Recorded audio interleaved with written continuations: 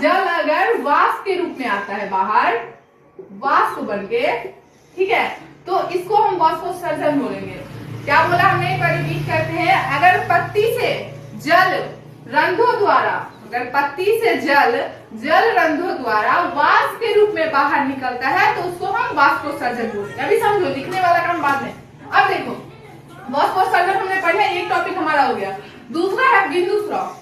इसी पत्ती से, इसको इधर लिख लेते हैं, ठीक है, नीचे बताना है, इसको मार्टा को हम उधर लिख लेते हैं, ठीक है।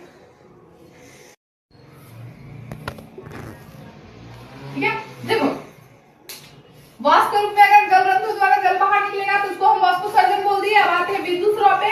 अगर इस पत्ती से जल बूंद के रूप में, ठीक है, ये निकल कहां से रहा है, रंध्र से निकल रहा है, जल रंध्रों द्वारा, ठीक है, बूंद के रूप में अगर निकलता है, बूंद के रूप में अगर निकलता है तो इसको हम बोलेंगे बिंदु स्राव। ये होता कब है, जब दिन गर्म और रात ठंडी होता है, रात ठंडी होती है, ठीक है। तो जब दिन गर्म और रात ठंडा होता है ना, उसमें बिंदु स्राव का क्रिया होता है, ठीक है। जब पत्ती से जल रंध्रों द्वारा बूंद के रूप में बाहर निकलता है तो उसे हम बिंदु स्राव बोलते हैं, ठीक है।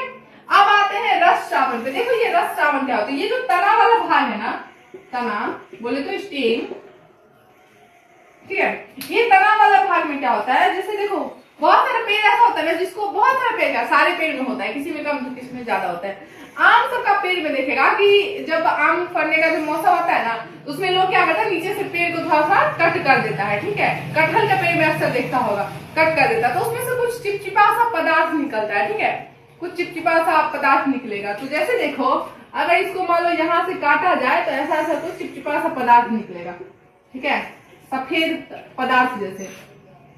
तो जब रस श्रावण में क्या होता है, जब हमने इस तना को काटा और इससे सफेद ताड़ी के जैसा